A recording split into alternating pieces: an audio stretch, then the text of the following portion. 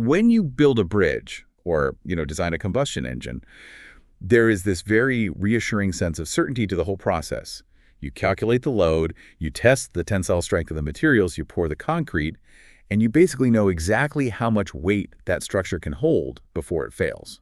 Right, it's pure physics. Exactly. It's entirely binary. The bridge holds or it collapses, the engine turns over, or it doesn't. Yeah, and we naturally gravitate toward that kind of engineering because it is completely predictable. I mean, as humans, we desperately like things that can be cleanly categorized, right? Measured, and just solved with a neat mathematical formula. You really do. But then you step out of the engineering lab and you step into the real world. You get into public policy, international diplomacy, constitutional law, and suddenly that structural certainty just totally evaporates. We are looking at a landscape today that is incredibly murky. Oh, absolutely. You pull a lever over here to fix a problem, and something completely unrelated breaks on the other side of the system. And that is the absolute definition of navigating human institutions. You design a law or a policy with the best possible data, the best intentions, and then the friction of human behavior, politics, economics, it just completely warps the outcome. That friction is exactly what we are going to explore today. Welcome to the Daily Deep Dive, the 3D initiative of UPSC with Saurabh Kaushik. It's great to be here for this one. Our mission today is to unpack the UPSC Current Affairs Notes for July 8, 2026. We are diving deep into General Studies Paper 2, Paper 3, prelims, and mapping topics. And the dossiers we have today are just fascinating because they all fundamentally deal with that exact friction. What happens when rigid systems collide with very messy realities? Definitely. Before we get into the weeds, I want to do something a little different today to show you just how broad this friction is. I'm going to read you the literal index of today's 11 topics in under 60 seconds. A speed run. I like it. All right, just to give you a roadmap of the train we are crossing. So number 1, Prime Minister Modi's explicit two-state solution remark in Jakarta. 2, the Gujarat High Court upholding the death sentences for the Ahmedabad blasts. 3, the constitutional gap of impeaching resigning judges, looking at the Justice Varma case. That one is wild. It really is. 4, India losing contact with the breakthrough Drishti OptoSAR satellite. 5, the highly contentious Census Caste Enumeration debate. 6, India's cooperative sector being pushed as a development model. Which is a huge shift. Yeah, massive. 7, the lifting of gas curbs. And just a quick note for you listening, while that is in today's index, we're going to focus our deep analytical time on the other 10 detailed dossiers provided today. 8, WhatsApp's username privacy paradox. 9, the surprising data on falling school dropout rates via the ASER and UDICE reports. Some really interesting numbers there. For sure. 10, how AI data centers are driving up electricity bills for regular factories. And finally, 11, India's struggle with the ethanol transition compared to Brazil's Masterclass. Okay, let's unpack this. It is a sweeping agenda today. We are covering everything from, well, the vacuum of space to the granular details of demographic data collection in rural villages. Let's start with India's incredibly delicate balancing act on the global stage. We are looking at topic 1, which falls under GS2, international relations. Right. So during his visit to Jakarta, Indonesia, from July 6th to 8th, PM Modi explicitly articulated India's position on the two-state solution for the Israel-Palestine conflict. And just to be totally clear, we are simply reporting on the geopolitical facts from the source material here, not endorsing any political viewpoints on this highly sensitive issue. Exactly, just looking at the diplomatic mechanics. Right. He made this statement at a joint press conference with Indonesian President Prabowo Subianto. My first thought here is, well, why Jakarta? Why make this highly sensitive geopolitical statement there rather than at the UN in New York or back in New Delhi? So the geographical and political context of the host nation is everything in diplomacy. From a mapping and demographic perspective, you have to remember Indonesia is the world's largest Muslim-majority country. Right. But crucially, Indonesia has absolutely no diplomatic ties with Israel. They do not recognize the state of Israel at all. So the audience for this specific statement is very targeted. Highly targeted. President Subianto ran his election platform on a fiercely pro-Palestinian stance. The Indonesian public and political establishment have been deeply, deeply concerned about the war in Gaza, which has been devastating the region since October 7th, 2023. Yeah, it's been horrific. And for India to build a genuine, comprehensive, strategic partnership with Indonesia, which India desperately wants for maritime security in the Indo-Pacific, India couldn't just offer generic diplomatic platitudes. They needed something concrete. Exactly. They needed to show a tangible solidarity that the Indonesian administration would receive as authentic. But doesn't this put India in a terrible bind? I mean, we are squeezed from so many directions right now. We have incredibly deep defense ties with Israel. We do, yeah. We buy major critical hardware from them, like Barak 8 missile defense systems and Heron drones, which we deploy on our own borders. At the same time, we have massive diplomatic and economic relations with the Gulf states, millions of Indian expatriates working in the Middle East, and our own domestic Muslim population to consider. And that multi-directional balancing act is arguably the defining feature of modern Indian foreign policy. If you look at India's voting record at the UN General Assembly regarding the Gaza conflict, India has consistently chosen to abstain on the most polarizing resolutions. Just trying to stay out of the crossfire. Basically, voting yes on certain resolutions might endorse a bloc that labels Israel's military operations as a genocide, a term India has carefully avoided using officially. But voting no would be interpreted as a blank check endorsement of the military operations and the resulting civilian casualties. So they just walk the tightrope. Right. So the strategy has been to condemn the October 7 Hamas attack unequivocally, call for an immediate cessation of hostilities, and condemn attacks on civilians, all while refusing to be forced into a binary camp. Which brings us back to the UN pressure. We previously covered the UN Commission of Inquiry's recent finding of genocidal intent on June 26th. That finding seems to have really ratcheted up the international pressure on countries like India to stop sitting on the fence. Oh, the pressure is immense. The international community is increasingly demanding that major powers take a definitive stand. The Jakarta statement is India's way of releasing some of that pressure valve. I see. It is a signal that says, we are not passive observers, we have a firm, established stance for peace. But importantly, advocating for a two-state solution allows India to sound proactive without having to fully align with the International Court of Justice or International Criminal Court actions. Because doing that would fundamentally rupture the bilateral relationship with Israel. Exactly. It would be a diplomatic disaster for that specific relationship. So for a listener prepping for the UPSC, they really need to know the exact parameters of what India is actually advocating here. I hear two-state solution thrown around constantly on the news, but what does it legally mean on a map?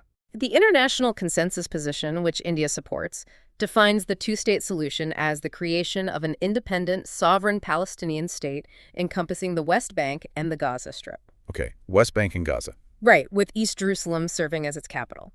This new state would exist peacefully alongside the State of Israel, within Israel's pre-1967 borders. The pre-1967 borders referring to the lines drawn before the Six-Day War. Correct. And this entire framework is backed by decades of international law. Specifically, United Nations Security Council Resolutions 242 from 1967 and 338 from 1973. Those are the big ones. Yeah, along with UN General Assembly Resolution 3236 from 1974. These resolutions form the legal bedrock of the whole concept. But realistically, this solution seems entirely frozen on the ground right now. I mean, you have massive Israeli settlement expansion throughout the West Bank. You have a deep, entrenched political split on the Palestinian side, with the Fatah faction governing parts of the West Bank and Hamas controlling Gaza. It's incredibly fragmented. And the current Israeli government has outright refused to engage with any Palestinian entity connected to Hamas. By the way, from a mapping perspective, it is always shocking to remember how small the Gaza Strip actually is. It's tight. It is just 365 square kilometers, and it has been under a strict blockade since 2007. So the facts on the ground make it tough. The physical realities make the diplomatic solution incredibly difficult to visualize right now. But to understand PM Modi's statement, we must trace India's historical consistency. India's stance hasn't fluctuated wildly over the years. Right. India actually voted against the original 1947 UN partition plan that created Israel, favoring a single federal state instead. But once the reality settled, India adapted. Remarkably, India was the very first non-Arab country to officially recognize the Palestine Liberation Organization, the PLO, in 1974. Oh, wow, the first non-Arab country. Yes, as the sole legitimate representative of the Palestinian people. And India was the first non-Arab country to grant full status to Palestine in 1988. Wait, so let me make sure I understand the nuance here. Is India actually changing its long-held stance with this new articulation by the Prime Minister, or is this just, diplomatic tailoring? It's an important question. Are we just turning up the volume on a song we've been singing since 1947 because the Indonesian president wanted to hear it? The underlying stance supporting a sovereign Palestine alongside Israel has not changed one bit. What shifted in Jakarta was the prominence and the explicit nature of the articulation. Got it. In recent years, India's public statements have often focused more heavily on terrorism and the immediate cessation of violence. Explicitly centering the two-state solution at a major bilateral press conference is a strategic amplification. It is tailored for the Indonesian audience, yes, but it uses India's authentic historical foundation to make the connection. Yeah, it's fascinating to watch how carefully these international legal and diplomatic frameworks are constructed and navigated. Yeah. But, when we look inward, our domestic justice system relies on frameworks that are incredibly rigid. Yes, very different from diplomacy. There isn't much room for diplomatic ambiguity when the state is deciding matters of life and death. That takes us directly into our second segment, polity and judiciary, specifically looking at the Ahmedabad blasts and the application of capital punishment. This is a heavy dossier, but it is absolutely vital for understanding the mechanics of our penal system. In July 2026, the Gujarat High Court officially confirmed the death sentence for 38 convicts involved in the 2008 Ahmedabad serial blasts. That's a massive number of people. It is. This is a monumental judicial moment, marking the largest mass death sentence confirmation in a single case in Indian legal history. Let's ground this in the geography and the history of the crime first for you listening. Ahmedabad is the commercial heart of Gujarat. On July 26, 2008, the city was subjected to absolute terror. 21 bomb blasts were detonated across the city within a span of just 70 minutes. Just a horrific day. 56 people were killed, and over 200 were severely injured. The attackers deliberately targeted highly vulnerable public spaces, crowded markets, bus stops, and horrifically, even hospitals, where the initial victims were being rushed. The Indian Mujahideen claimed responsibility for the coordinated attack. And the Indian Mujahideen, or IM, was a domestic Islamist terrorist organization.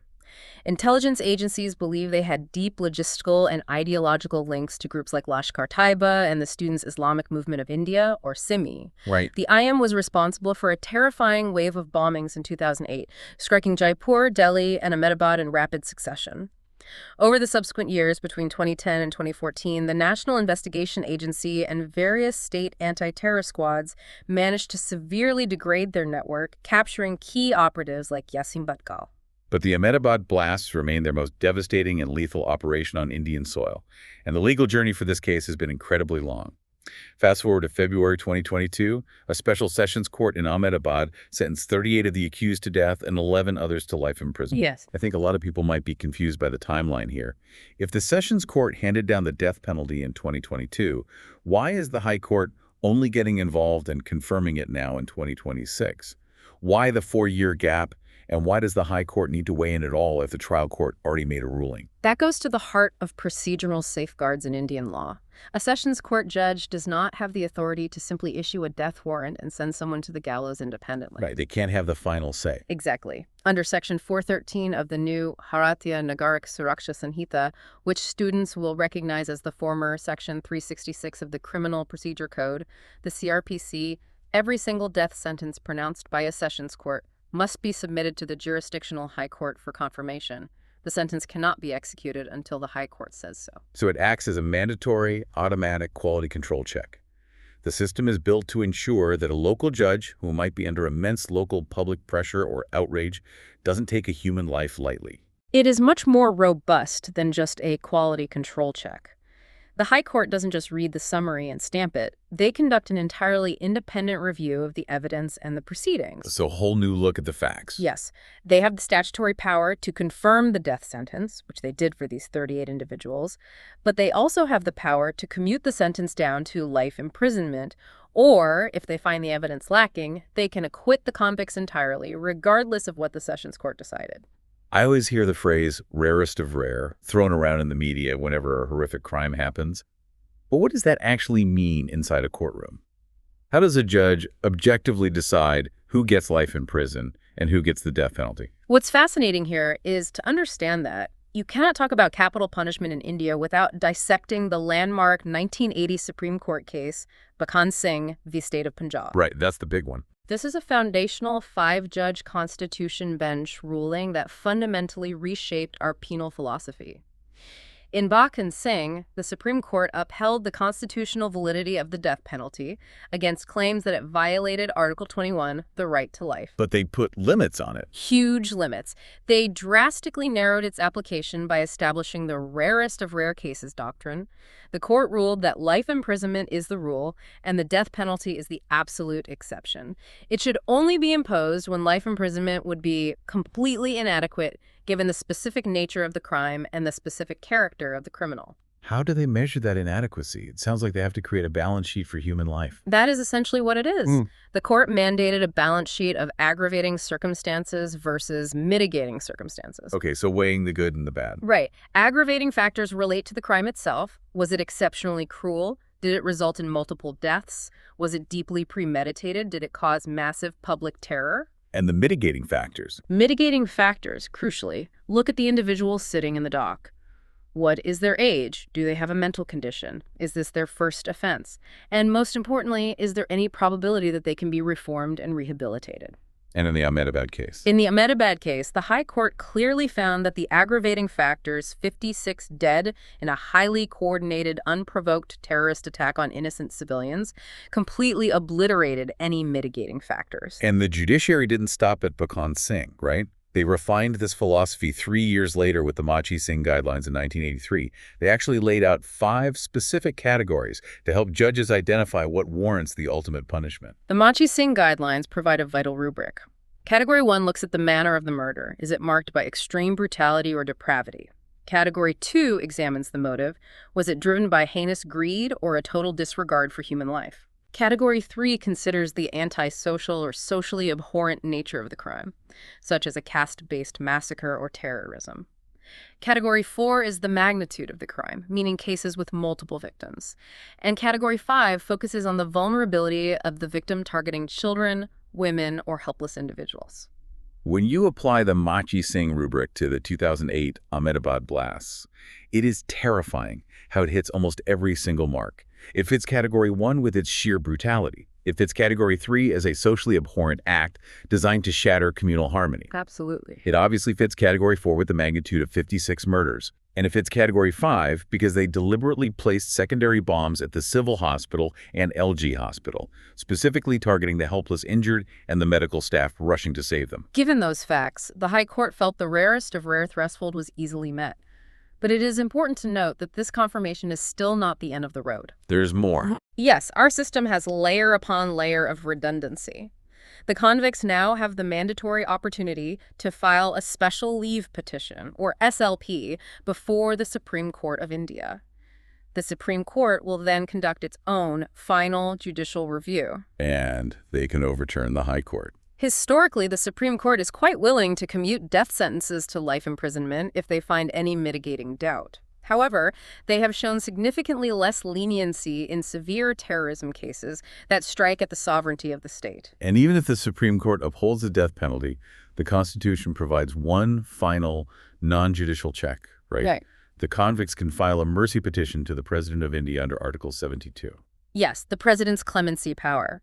It is important to remember that the president does not act independently here. They exercise this power strictly on the aid and advice of the Council of Ministers, specifically relying on the Home Ministry's recommendation. Got it. But again, in matters of mass terrorism, the executive branch rarely recommends clemency. Just for context for our listeners on how rarely this entire process actually results in a hanging, executions in India are exceedingly uncommon. The last time multiple people were executed was the 4 Nirpaya case convicts in March 2020. It's been a few years. Prior to that, you have to go back to Yaqub Memon in 2015 for his role in the 1993 Mumbai blasts, and of Salguru in 2013 for the 2001 Parliament attack. The system is engineered to use the death penalty with extreme, almost agonizing restraint. It is a system built on ultimate accountability. The judiciary goes to extraordinary lengths to ensure the state only takes a citizen's life when absolutely legally justified. But that meticulous demand for accountability raises a really uncomfortable question. We trust the judiciary to hold citizens accountable, but who holds the judges accountable? When the people wearing the robes cross a line, how does the system police itself? That is the million-dollar question. That takes us into Segment 3 and the very murky constitutional crisis sparked by Justice Yashwant Varma. This dossier exposes a profound and deeply concerning gap in our constitutional architecture. On April 9, 2026, Justice Yashwant Varma formally resigned from his post as a High Court judge. But a resignation is usually a quiet affair. The circumstances leading up to this specific resignation are what ignited the crisis. Let's set the scene for our listeners to understand the gravity of this. Imagine you are walking down 30 Tughlaq Crescent in New Delhi. This is an incredibly exclusive, leafy, high-security VIP residential zone right on the edge of Lutyens, Delhi. Prime real estate. Absolutely. This is the enclave where the official residences of Supreme Court and High Court judges are located. In March 2025, a fire breaks out at the official residence of Justice Varma. During the emergency response to this fire, firefighters and first responders allegedly discover massive stacks of half-burnt cash hidden inside a storeroom. The optics were immediately scandalous. Media reports at the time suggested the recovered amount was anywhere from 2 to 6 crore rupees in physical currency. Wow. In a judge's house. Furthermore, the storeroom was reportedly secured and accessible only to the judge's immediate family. The Chief Justice of India at the time, Sanjeev Khanna, immediately initiated an in-house inquiry. As a preliminary administrative measure, Justice Varma was transferred from the Delhi High Court to the Allahabad High Court. And as a quick mapping note, the Allahabad High Court is located in Prayagraj, Uttar Pradesh, and it holds the distinction of being India's oldest and largest high court by sanctioned strength. Right. But simply transferring a judge who allegedly had crores of unexplained cash in his house wasn't enough for the legislature. The political pressure mounted rapidly. Over 140 members of parliament from the Lok Sabha and 63 MPs from the Rajya Sabha signed a motion demanding his formal removal. So how does that process actually work? How do you fire a constitutional judge? It is intentionally designed to be incredibly difficult to protect judicial independence. The Lok Sabha Speaker, acting on the motion, constituted a formal 3-member inquiry committee in August 2025. Okay, a committee takes over. This committee operates under the strict framework of the Judges Inquiry Act of 1968. The act dictates that the committee must consist of a sitting Supreme Court judge, a Chief Justice of a High Court, and a distinguished jurist or senior advocate. So his peers, basically. Yes. Their sole job is to conduct a quasi-judicial investigation to determine if the judge is guilty of proved misbehavior or incapacity. They then present their findings in a comprehensive report to both houses of Parliament. Let's say the committee finds him guilty of misbehavior. Parliament still has to vote on it, right? Yeah. And the threshold is massive. Massive. Under Articles 124.4 and 124 of the Constitution, which apply to Supreme Court judges but are extended to High Court judges via Article 217, Parliament can only remove a judge if they pass a motion supported by a special majority. Meaning? That means a majority of the total membership of each house and a 2/3 majority of the members present and voting. And critically, this vote has to happen in the exact same legislative session. Wow. If the vote passes both houses, it goes to the president, who then issues the formal removal order. So what does this all mean? The mechanism is there. The committee is investigating. Parliament is ready to vote. So what happened in April 2026? You just quit. Just quit. Yeah. While the inquiry committee was still gathering evidence and finalizing its report, Justice Varma submitted his resignation to the president, claiming the entire process was procedurally unfair and biased against him. Wait, hold on. He can just walk away. If a judge is caught red-handed in a scandal, they can just write a resignation letter and the whole impeachment process disappears. How is that legally possible? Because of a massive constitutional loophole that was formalized decades ago. In 1978, a 5-judge Constitution bench ruled that the resignation of a High Court judge is a unilateral constitutional act. Oh. It takes effect the absolute second the President of India receives the letter. The President doesn't even have to formally accept it. The logic is that the sole constitutional purpose of the entire impeachment process is the removal of the judge from their office. Oh, I see where this is going. Therefore, if the judge resigns, the office is already vacant. The mechanism has nothing left to operate on. A parliamentary vote to remove someone who has already left becomes legally moot or infructuous. If a judge resigns, does it just become a get-out-of-jail-free card to avoid public censure? The optics of that are terrible. It heavily incentivizes any judge who is facing absolute proved misbehavior to just quit at the 11th hour. They protect their public reputation from a formal parliamentary censure, and crucially, they protect their lucrative post-retirement pension and benefits. Have we actually seen judges use this escape hatch before? Unfortunately, we have a history of this exact scenario playing out. Look at the case of Justice Sumitra Sen of the Calcutta High Court in 2011. The inquiry committee found him guilty of misappropriating funds. The Rajya Sabha successfully voted for his impeachment with an overwhelming, historic 189 to 17 vote. So he was on his way out. But he saw the writing on the wall. He resigned right before the Lok Sabha could take up the vote. Because he resigned, the Lok Sabha simply dropped the motion, declaring it infructuous. Unbelievable. Then you have Justice P.D. Dinakaran, also around 2011, who was facing severe corruption and land grab allegations. He resigned while the Rajya Sabha Inquiry Committee was still conducting its investigation, and the committee simply wound up its work and went home. This feels like a structural failure of accountability. And it's not just resignations that derail the process. I remember reading about the Justice V. Ramaswamy case in the 1990s where the politics just overrode the facts. The Ramaswamy case in 1993 is perhaps the most troubling precedent of all. In that instance, the Statutory Inquiry Committee actually completed its work and formally found Justice Ramaswamy guilty of proved misbehavior regarding massive financial irregularities. So they had him dead to rights. The report was submitted, but when it came time for the actual vote in the Lok Sabha, the ruling Congress party decided to issue a whip to its members to abstain from voting. Politics. Because they abstained, the motion failed to secure the required 2/3 majority of members present and voting. So a judge who was formally found guilty of misbehavior by a panel of his peers remained in office because of political calculations on the floor of the House. This highlights a desperate need for reform in how we handle judicial misconduct. If a judge resigns, there is currently no mechanism for post-resignation declaratory censure. None. Now, technically, if a judge resigns, they lose their judicial immunity. This means law enforcement could theoretically launch a standard criminal prosecution against them for corruption or hoarding cash. Well, that's a whole different ballgame. Very different. Standard criminal proceedings require standard evidence gathering, FIRs, and police investigations. That is incredibly difficult to initiate against a former high court judge after the fact, without the sweeping, compelling powers of a formal parliamentary inquiry committee.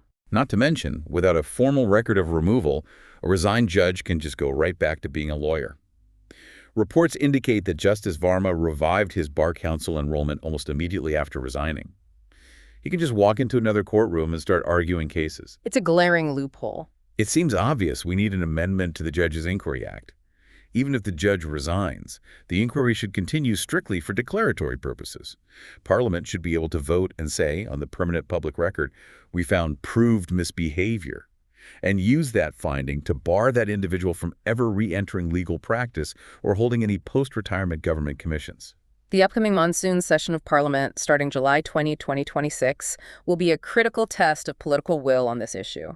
The Lok Sabha Speaker has reportedly decided to table the Varma Committee report regardless of his resignation. That would be a game changer. If Parliament chooses to debate the findings and passes a resolution formally noting the proved misbehavior, it would be a watershed moment. It would be the first time the Indian Parliament formally censures a constitutional judge by name, establishing a new precedent even in the absence of a formal removal order. It is fascinating and, bit terrifying to see these institutional blind spots. We design these grand, complex systems, the judiciary, the Constitution, and then decades later realize they have massive vulnerabilities we simply didn't count for. Absolutely. If we connect this concept of institutional blind spots to literal technological blind spots, it takes us to our next dossier. It's one thing when our human-made legal institutions fail because of a textual loophole, but it's entirely different when our cutting-edge technology fails because of the literal forces of nature in space. Which takes us to segment 4, looking at the loss of the Drishti OptoSAR satellite. This is a deeply sobering update for India's burgeoning new space sector. GalaxEye, which is a highly ambitious space startup based in Bengaluru, has officially confirmed that they have lost all telemetry and contact with mission Drishti. They estimate there is a very low probability of ever recovering the asset. For our listeners who might not track the aerospace industry closely, Bengaluru has rapidly evolved into the Sputnik space or Silicon Valley of India's private space sector. You have brilliant startups like GalaxEye, Skyroot Aerospace, and Pixel, all operating in the same ecosystem alongside the traditional ISRO headquarters. It's a booming hub. And Drishti was a massive source of national pride. When it launched on May 3, 2026, hitching a ride aboard a SpaceX Falcon 9 rocket, it was officially India's largest privately built satellite, weighing in at a very substantial 190 kilograms. But the weight was just a metric. The true significance of Drishti was its payload.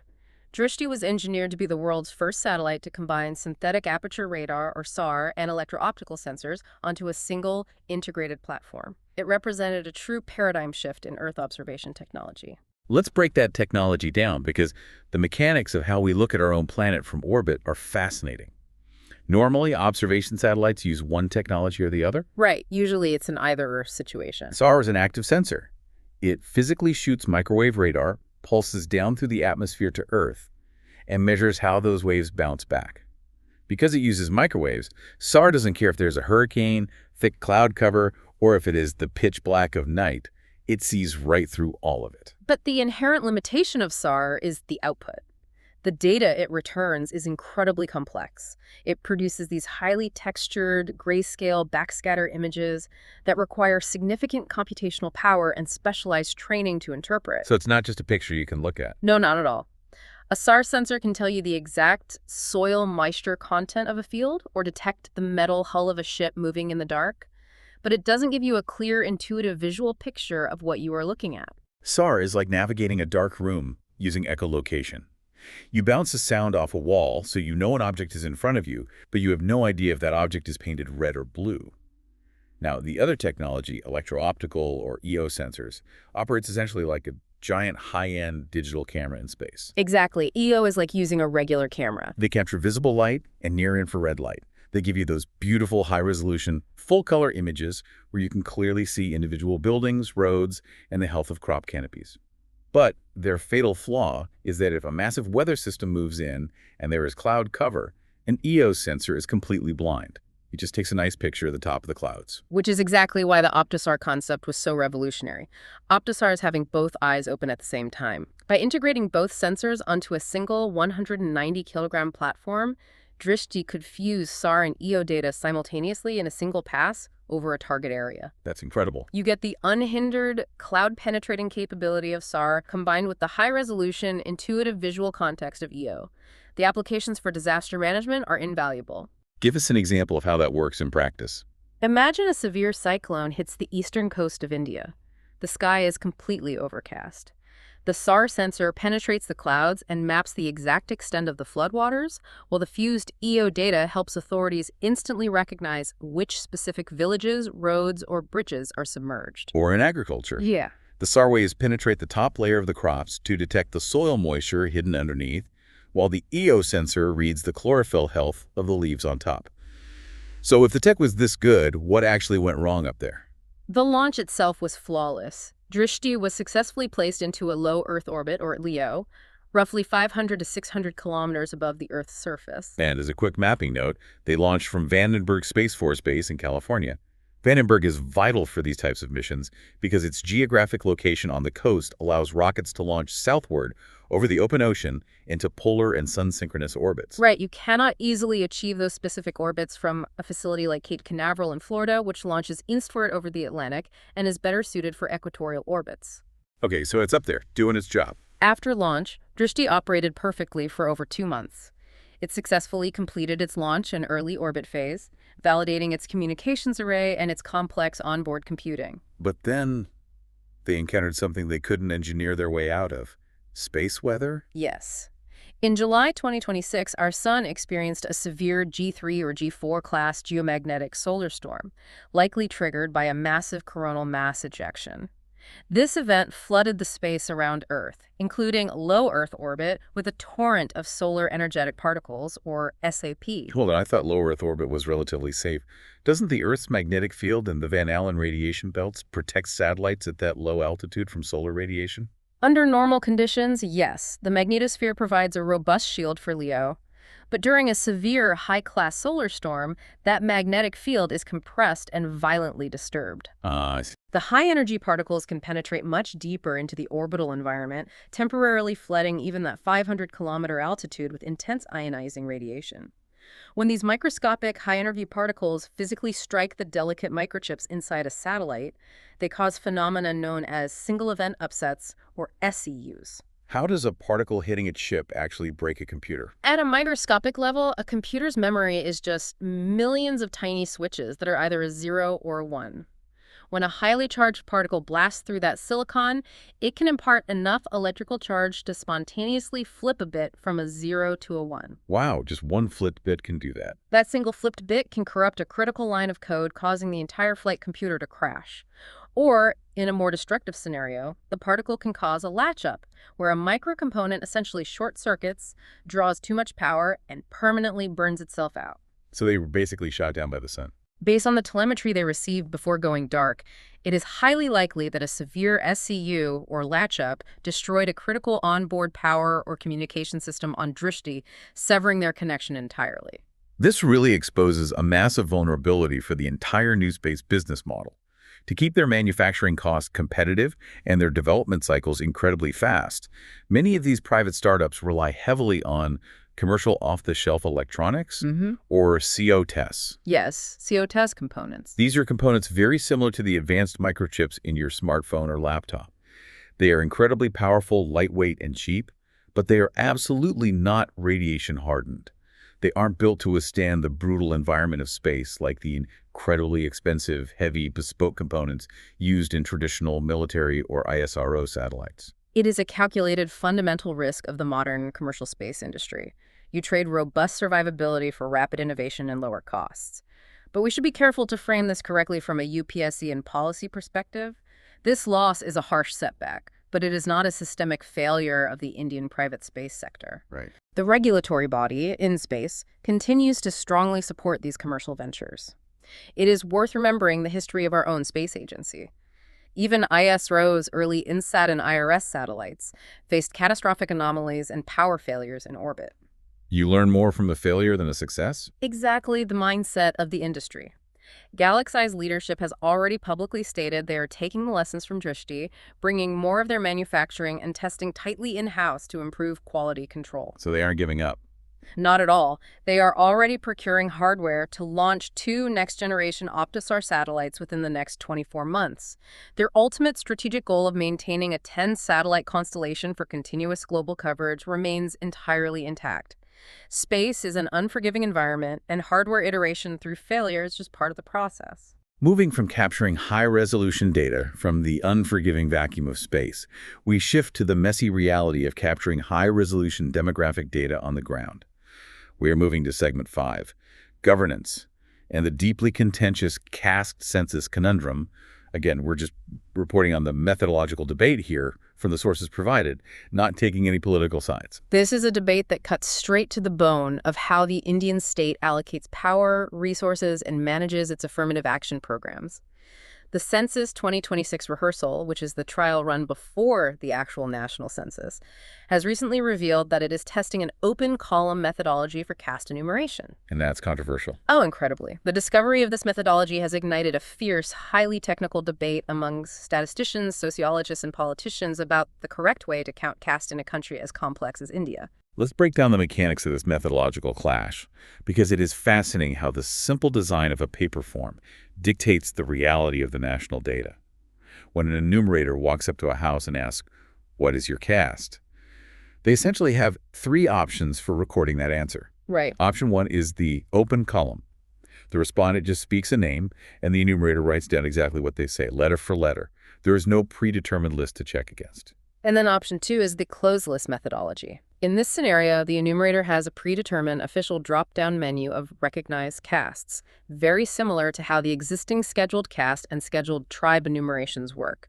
The respondent must identify with one of the specific names on that official list. Okay, so it forces them into a category. Yes, and option 3 is a hybrid model, where the enumerator uses a structured list of major castes, but also provides an other please specify box to capture anomalies. The rehearsal used the open column.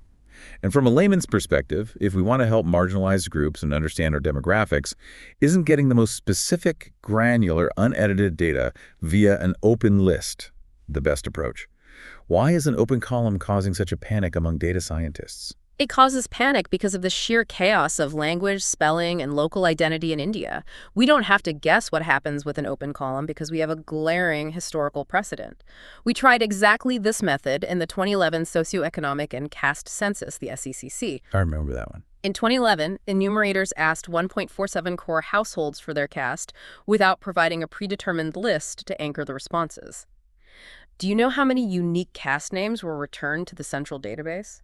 I remember it was something staggering, something that completely broke the spreadsheets. 46 lakh unique caste names. 4.6 million. 4.6 million different individual responses to a single question. That is mathematically unmanageable. How do you even begin to parse that?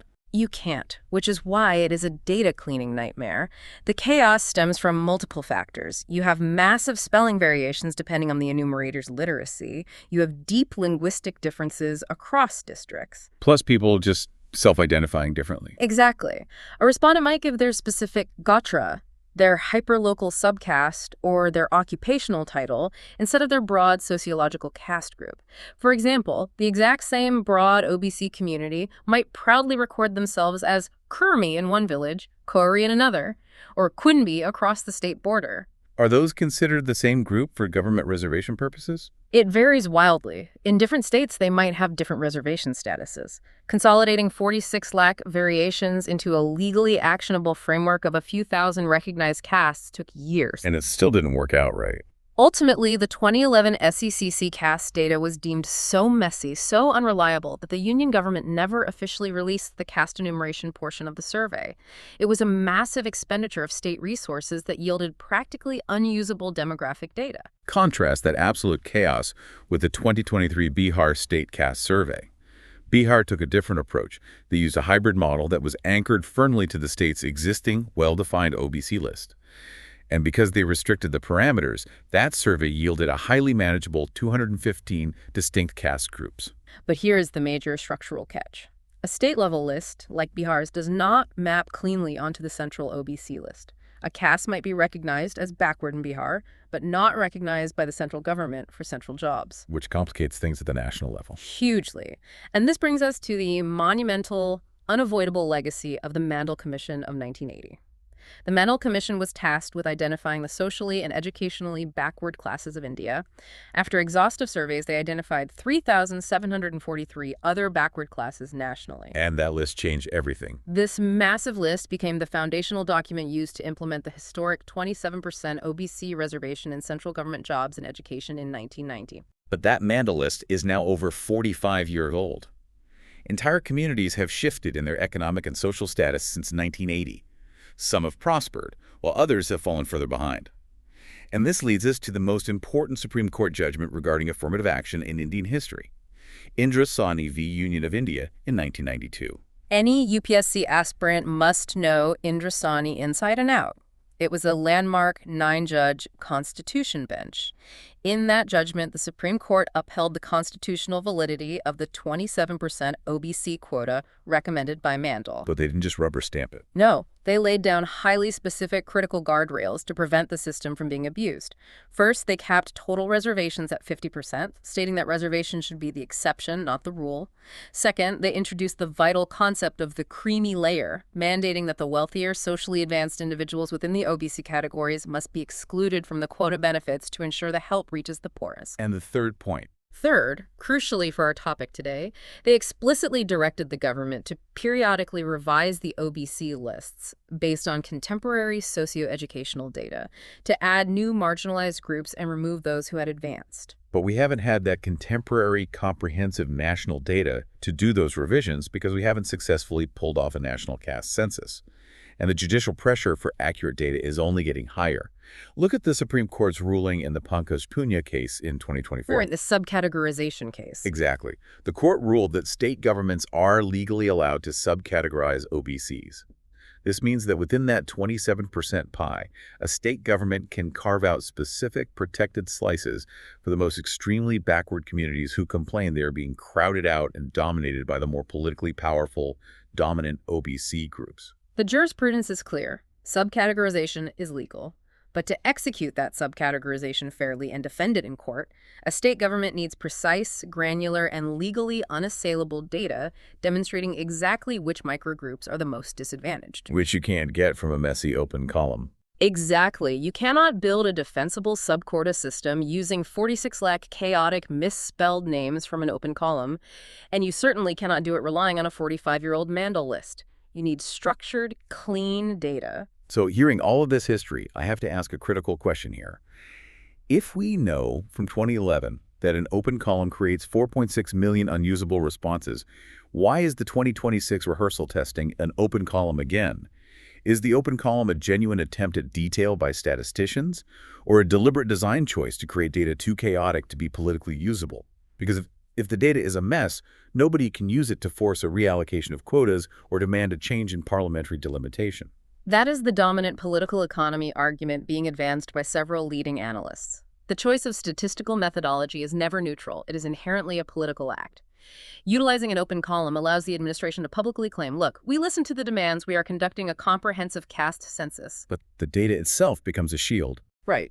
Simultaneously, the inherent structural flaws of the open column ensure that the resulting data set cannot easily be weaponized by regional parties to disrupt the current political equilibrium or demand proportional representation based on exact population figures. It is a masterclass in using administrative friction to manage political demands. If connecting data to empower people is this difficult, let's look at a sector that has successfully mobilized millions from the ground up. Segment 6 takes us out of social data and into the economy, exploring the cooperative development model. This is a major strategic shift in India's economic policy. Since its creation as an independent entity in July 2021, the Ministry of Cooperation led by Amit Shah has been aggressively pushing a comprehensive agenda to reform and expand India's cooperative sector. With the goal being? The overarching vision is to position cooperatives not just as rural credit societies, but as a distinctly Indian worker-centric macroeconomic development model that acts as a viable, scalable alternative to pure corporate capitalism. The sheer scale of this sector is staggering, and I think it's often overlooked.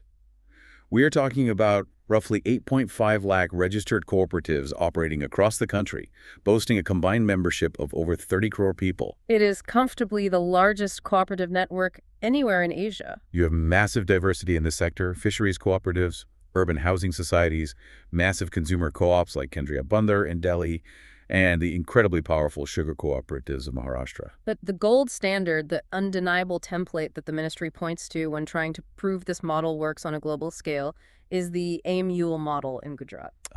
AMU. Everyone knows AMU. The Gujarat Cooperative Milk Marketing Federation. It is the world's largest farmer-owned dairy cooperative. It sustains over 36 lakh individual farmer members and generates an annual turnover exceeding 72,000 crore rupees. It is an economic behemoth built entirely on the principle of the cooperative advantage. Here's where it gets really interesting.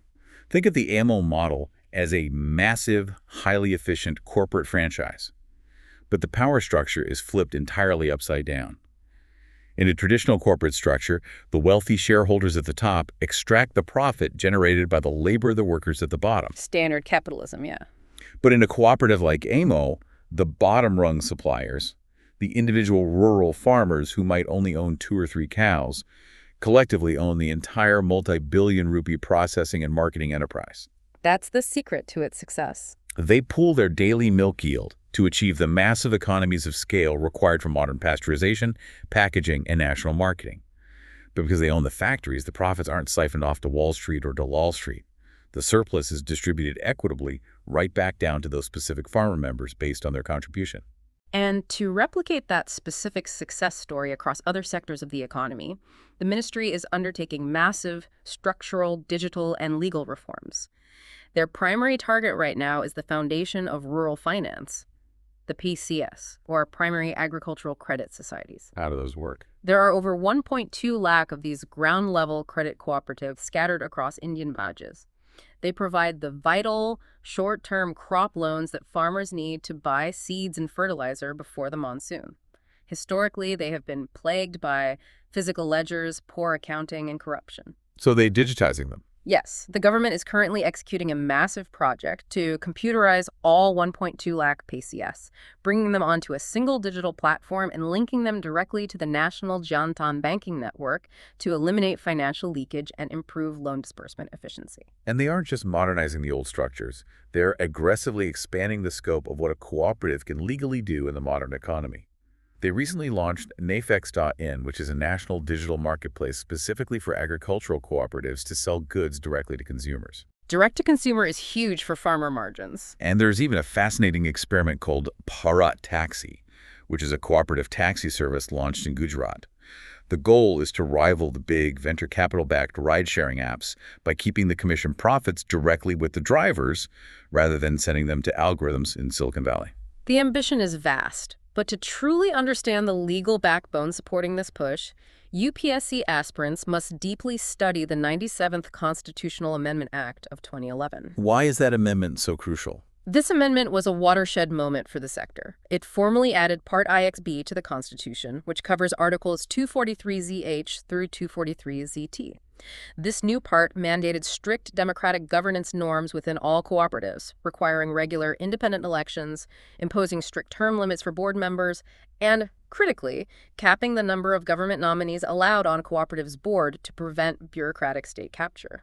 It was essentially a constitutional attempt to clean up the deep, entrenched political interference that has plagued regional cooperatives for decades, where local politicians use them as personal piggy banks. Yes, it aimed for professionalization. More fundamentally, from a rights perspective, the 97th Amendment added cooperative societies directly into Article 19(1)(c) of the Fundamental Rights chapter. Wait, it's a fundamental right? Yes. This means that the right of a citizen to form a cooperative is now a fundamental, constitutionally protected right, placed on the exact same legal pedestal as the right to form trade unions or political associations. That is a massive elevation in legal status. And watching this unfold brings up an interesting linguistic twist in how we talk about governance. We hear the term cooperative federalism used all the time in political debates. Usually it refers to the political relationship between New Delhi and the state capitals. Center-state collaboration. Exactly. But now, in economic discourse, cooperative federalism is being deliberately used to describe this vast, interconnected network of federated, member-owned economic entities working across state lines.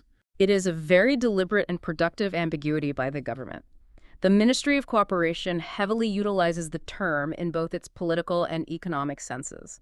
The central government is forcefully driving this cooperative expansion, often bypassing the state-level political bosses who have traditionally controlled these local cooperatives as fiefdoms.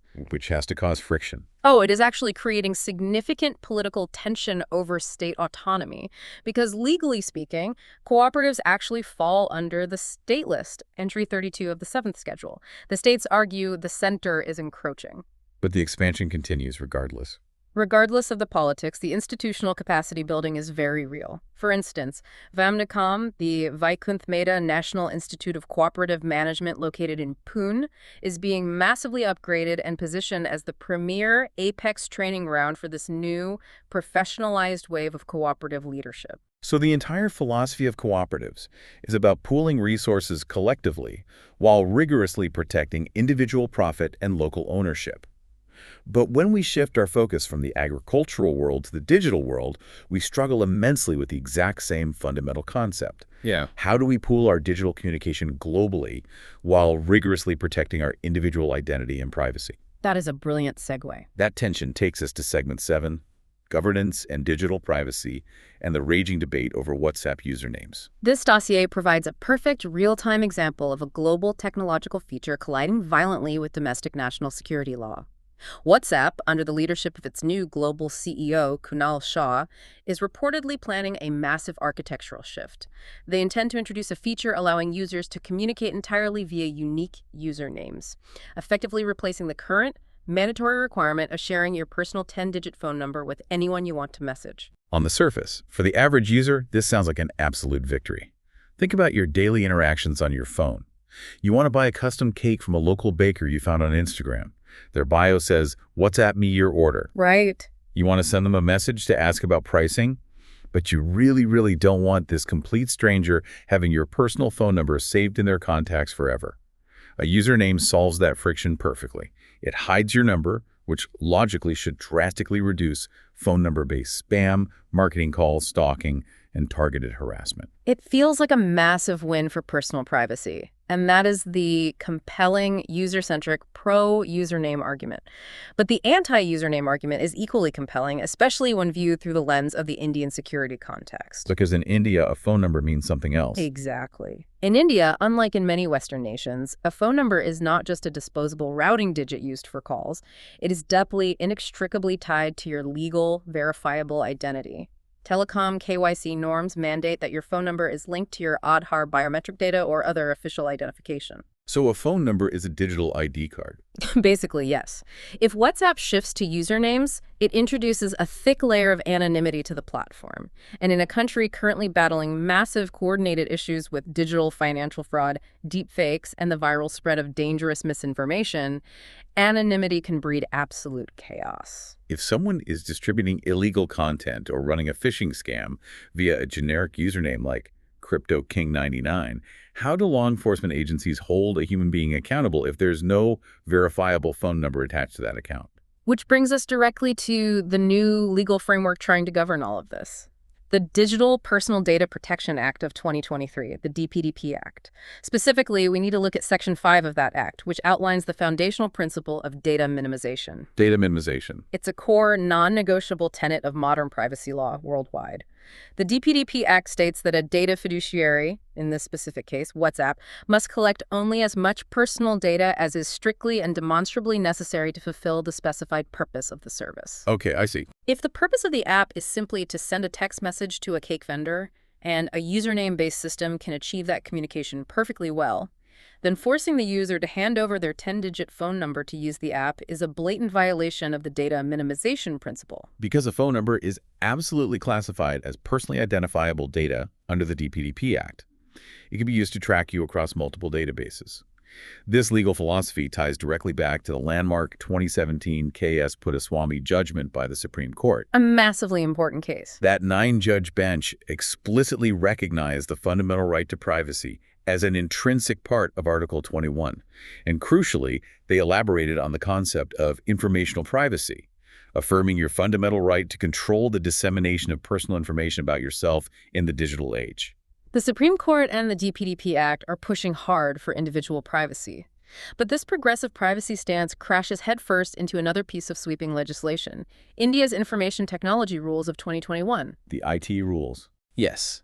Under the IT rules, large platforms with over 50 lakh registered users, which are legally designated as significant social media intermediaries, are subjected to much stricter compliance. One of the most controversial mandates is the traceability requirement. Meaning they have to trace the message back to the sender. Yes. If law enforcement serves the platform with a lawful order regarding severe crimes, the platform is legally obligated to identify the first originator of that criminal or dangerous message. So WhatsApp is trying to protect our privacy by offering usernames, which aligns perfectly with the DPDP Act's data minimization mandate. But at the exact same time, by adding anonymous usernames on top of their existing unbreakable end-to-end encryption, they might be completely ruining law enforcement's ability to trace criminals. That's the paradox. How does Kunal Shah, with his Indian fintech background, navigate this? How can a company comply with a law that says collect less data and a law that says track everyone simultaneously? It is an incredible, almost unsolvable regulatory paradox. You have the fundamental privacy mandate pulling the architecture in one direction, and the national security traceability mandate pulling it in the exact opposite direction. And Shah's background is the crucial X factor in this rollout. Because he knows the Indian system. Exactly. Shah understands the intricacies of India's digital ecosystem, its rigorous KYC infrastructure, and the specific anxieties of its regulators intimately. He has successfully founded major domestic platforms like CRED and FreeCharge. He will likely not deploy a one-size-fits-all global update. So he might do a special version for India? He might roll out the username feature in India very differently than he does in Europe. For instance, he might implement a hybrid system where your phone number is successfully hidden from other users on the app to satisfy the public demand for data minimization and anti-spam, but that phone number is still retained securely by WhatsApp internally. So they keep it hidden from users but visible to the company. Right. This way, if they receive a lawful traceability order under the IT rules, they still have the back-end data to comply. It will be a masterclass in regulatory tightrope walking. India is trying to transition to a safer, more private digital environment without breaking the systems that keep society secure. Much in the same way, India is currently trying to transition to a cleaner energy environment, and that physical transition is proving to be just as bumpy. Let's move to segment 8. Energy and India's ethanol transition versus the historical masterclass provided by Brazil. The context for this friction is India's highly ambitious ethanol blended petrol, or EBP, program. Over the last decade, India has successfully pushed the national average fuel blend to E14. E14 meaning 14% ethanol. Exactly, 14% agriculturally derived ethanol and 86% traditional fossil fuel petrol. But as the government tries to aggressively push toward the next major milestone target of an E25 blend, they are hitting a massive, unified wall of resistance from the domestic automobile industry. We're seeing major companies like Maruti Suzuki, Hyundai, and Honda sounding the alarm loudly. And their concern isn't political, it is purely mechanical. Pushing E25 fuel into a standard, older internal combustion engine is exactly like trying to run modern AI software on a 20-year-old computer. The hardware just isn't built for it and will eventually break. That's a great analogy. Ethanol has different chemical properties than petrol. It is highly hygroscopic, meaning it absorbs water, and it is inherently corrosive to certain materials. If you repeatedly put E25 into a car engine that was specifically engineered for E10, that ethanol will literally eat away at the rubber seals, severely damage the fuel pump, and cause severe cold start engine knocking. The root of this current crisis is that India's policy implementation focused almost entirely on the supply side of the equation. We provided massive financial incentives for distilleries to produce more ethanol. We push the supply hard. Right. We strategically diverted surplus food grains from the Food Corporation of India, and we leaned heavily, about 90% of our production, on our massive domestic sugarcane crop to distill the fuel. We succeeded in creating rivers of ethanol. But policymakers largely ignored the demand-side technology. The hardware. Yes, we didn't simultaneously mandate that the millions of cars rolling off the assembly lines be physically built with the specialized parts required to actually handle the corrosive fuel we were producing. Which brings us to the international comparison. The dossiers call Brazil's historical approach a masterclass in biofuels. If we connect this to the bigger picture, how did a developing nation in South America solve this massive engineering problem decades before us? Brazil's journey is a fascinating study in long-term macroeconomic planning. It started way back in 1975 with their Pro-Alcool, or National Alcohol Program. 1975, that early? Yes, this was launched by their government in direct, panicked response to the crippling 1973 global oil crisis, which devastated their import-heavy economy. They systematically built up a massive, highly efficient sugarcane supply chain, heavily concentrated in regions like Sao Paulo. So they solved the supply first. They did, but their true policy masterstroke came much later, in 2003, when they introduced and legally mandated the production of flex fuel vehicles, or FFVs. A flex fuel engine is exactly what the name implies, right? It flexes to whatever fuel's available. Precisely. An FFV is equipped with a highly advanced engine management computer and specialized, heavily corrosion-resistant fuel lines and pumps. This hardware allows the vehicle to run on literally any blend of ethanol and petrol seamlessly. Even pure ethanol. Even pure ethanol. A driver in Brazil can pump E0, E50, or go all the way up to E100, which is pure, unblended, hydrated ethanol, and the engine automatically adjusts its timing to burn it efficiently without taking damage. That is wild. Because they mandated this resilient hardware ecosystem across the entire auto industry, Brazil today runs over 40% of its entire national road vehicle fleet on pure, unblended ethanol. They utilize domestic agriculture to virtually eliminate their reliance on imported Middle Eastern petroleum for road transport. It is a stunning achievement. Meanwhile, back in India, NTI Aayog had set an ambitious national target to hit E25 blending by 2025. We have clearly missed that target, precisely because we lack those mass-market flex-fuel vehicles. We are just behind on the hardware. Bajaj Auto did launch a flex-fuel two-wheeler in 2023, and Toyota has conducted some high-profile prototype demos with government ministers. But in terms of consumer volume, we are light years behind Brazil's hardware ecosystem. And the macroeconomic stakes of getting this hardware transition right are absolutely colossal for the Indian economy. If India could successfully mandate FFVs and achieve E25 to E30 blending over the next decade, the economic model suggests a direct savings of 15 to 20 billion US dollars annually in crude oil import substitutions. That is massive capital staying inside the country. Furthermore, transitioning away from pure petrol would reduce carbon dioxide emissions from the road transport sector by an estimated 20 to 30%, while simultaneously transferring massive amounts of national wealth directly into the hands of Indian sugarcane and grain farmers. But I imagine even Brazil's celebrated model isn't bulletproof, is it? Tying your national transportation grid to your agricultural output seems incredibly risky. It has severe physical limits, and Brazil is learning that lesson now. A historic, severe drought in 2024 devastated Brazil's sugarcane crop yields. Because their national fleet relies so heavily on that specific crop for energy, the agricultural failure immediately caused domestic transport fuel prices to spike aggressively, triggering inflation. So they basically imported agricultural risk into their energy sector. Exactly. When you tie your energy security to agriculture, your energy sector inherits all the vulnerabilities of agriculture, namely climate change and weather anomalies. But overall, the Brazilian case study proves that a long-term, structurally sound, hardware-first transition is achievable if the state commits to it. Speaking of building structurally sound foundations for the future of the nation, let's pivot away from the hardware of our combustion engines and look at the foundations of India's human capital, education. Segment 9 takes us into governance and education, specifically analyzing the surprisingly positive data regarding falling school dropout rates. The latest data drop from the UPSC report for the 2024-25 academic year is genuinely encouraging on the front of educational access. UPSC stands for the Unified District Information System for Education. It's run by the government, right? Yes. It is a massive, comprehensive database managed by the Department of School Education and Literacy, tracking data from over 14.7 lakh schools across India. And the numbers show significant, verifiable drops in school dropout rates across all key developmental stages. Let's look at the specific statistical victories here. At the primary level, encompassing classes 1 to 5, the national dropout rate has plummeted to just 1.5%. At the upper primary level, classes 6 to 8, it is down to a very manageable 3.1%. Which is fantastic. And even at the notoriously difficult secondary level, classes 9 and 10, where students historically leave to join the workforce, the dropout rate has dropped to 12.6%.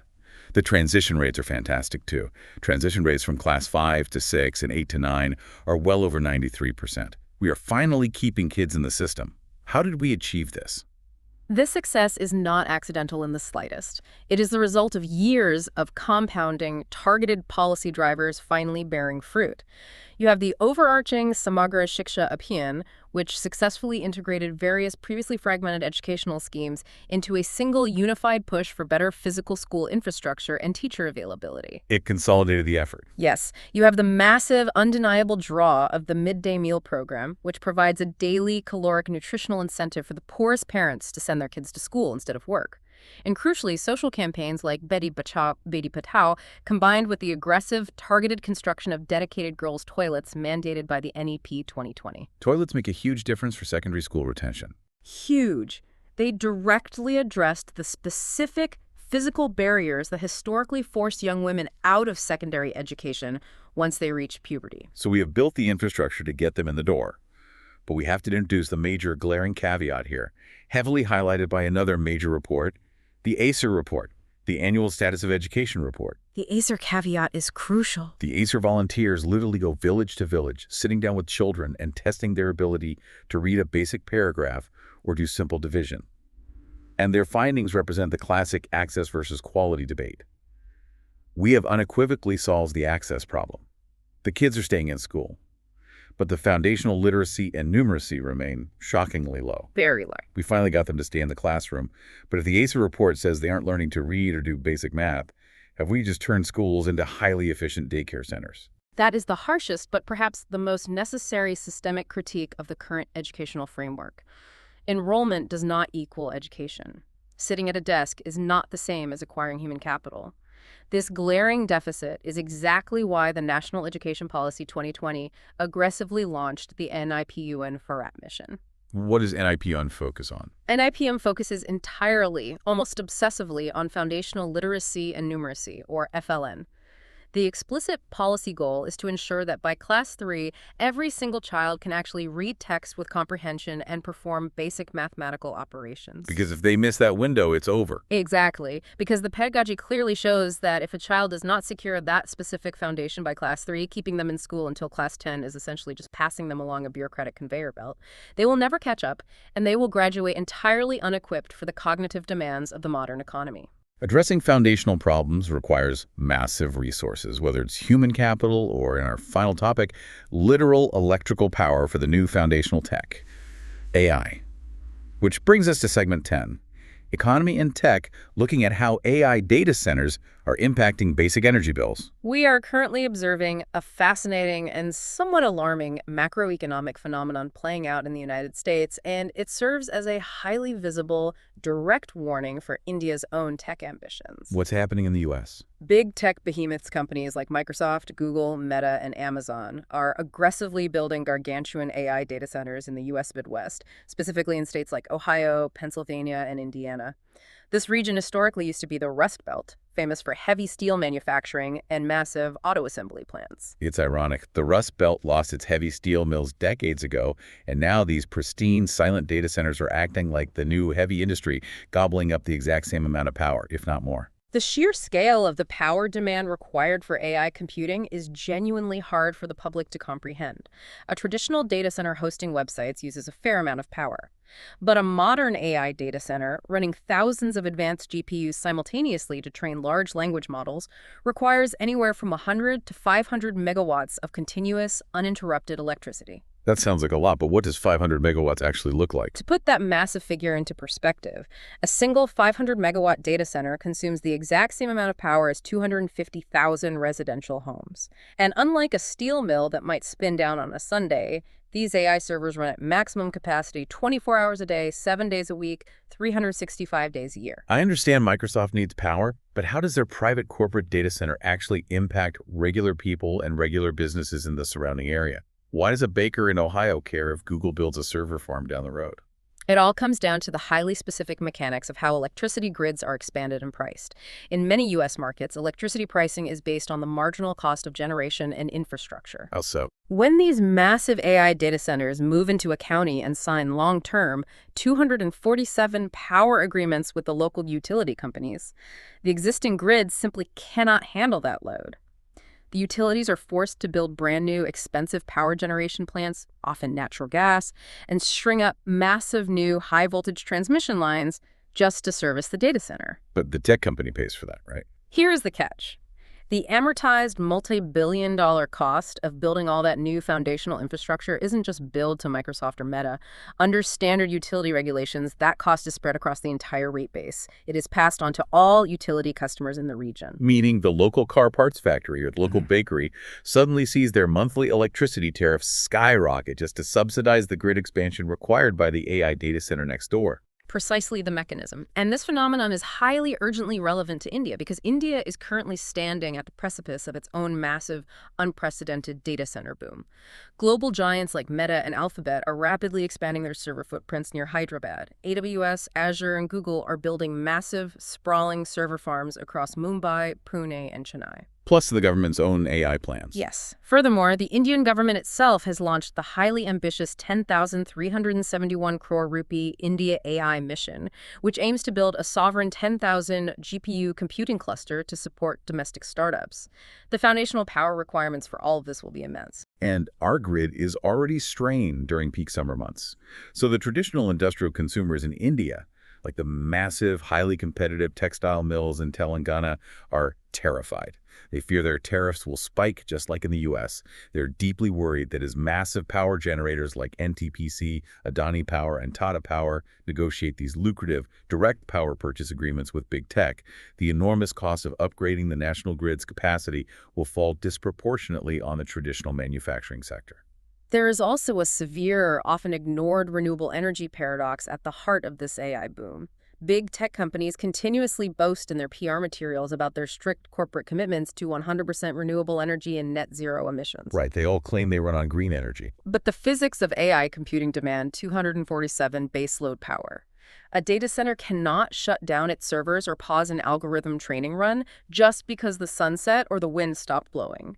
You simply cannot power an AI data center exclusively with intermittent renewable sources like solar and wind without massive, prohibitively expensive investments in pumped hydro storage or utility-scale batteries to provide power through the night. Which is exactly why the Indian government is frantically trying to preempt this impending grid crisis with forward-looking schemes like the planned Vidyut Sanchar Nigam. They're trying to specifically manage renewable energy routing for these power-hungry data centers without crushing the fragile economics of the existing state-level grids. Yeah. This raises an important question that I think beautifully synthesizes all our disparate dossiers together today. From GalaxEye's OptoSAR satellite being physically blinded by space weather, to Brazil's masterful ethanol model suddenly becoming deeply vulnerable to agricultural droughts. And now we see advanced, ethereal AI data centers fiercely fighting traditional textile mills for basic physical grid electricity. What we are witnessing across all these domains is the violent collision between our boundless digital and technological ambitions and hard physical limits. We are hitting the hard physical limits of our technological ambitions. So here is something for you to mull over today as we wrap up. As a policymaker, or just as an informed citizen watching these massive forces shape the trajectory of your country, how do you prioritize the physical resources of the state? When a pristine data center calculating the next big AI algorithm competes for the exact same megawatt of electricity on the grid that powers a rural government school or a cooperative dairy plant in Gujarat, who gets the priority? It's a choice we're going to have to make. Who wins when the structural certainty breaks down and the system is forced to choose? Thank you for joining us on today's deep dive. Keep questioning the systems around you, keep unpacking the world around you to see the physical realities beneath, and we will see you next time as we continue to explore the complexities of our changing world.